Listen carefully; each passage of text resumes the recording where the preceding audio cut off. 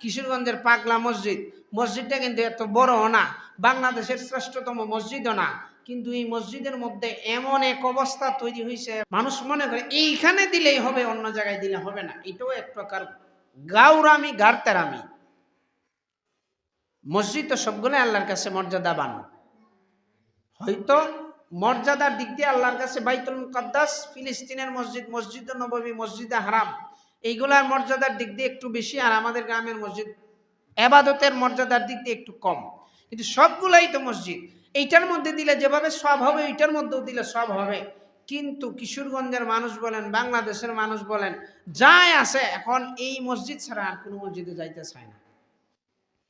এই মসজিদের মধ্যে প্রতি 2 মাস 4 মাস পরে 8 কোটি, 4 কোটি, 7 কোটি, 5 কোটি, 1 কোটি টাকা ওঠে।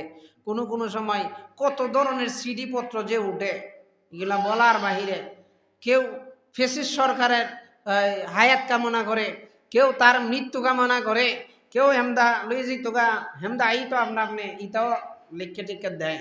তো যেটা বলতে চাইছিলাম, মানুষ মনে করে এইটাই মনে আল্লাহর ঘর, আর বাকিগুলা ঘর না। অথচ খোঁজ নিয়ে দেখেন, এই কিশোরগঞ্জের মধ্যে হয়তো এমন অনেক মসজিদ পাওয়া যাবে যেই মসজিদের মধ্যে কাজ করার মতো উল্লেখযোগ্য কোনো টাকাই নাই।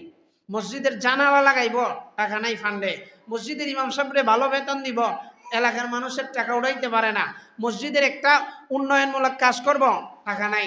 অথচ এই মসজিদে টাকাটা দিলে লাভ হইতো বেশি, কিন্তু ওই যে মনে করছে এইটাই একমাত্র আল্লাহর ঘর, বাকিগুলো আল্লাহর ঘর না।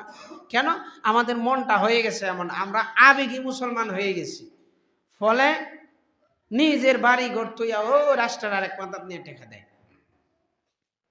আমি বলতেছি না এটা দূষণীয় যে অন্য মসজিদে দেন, সব আছে, কিন্তু হকের একটা ব্যাপার আছে, বুঝতে পারছেন?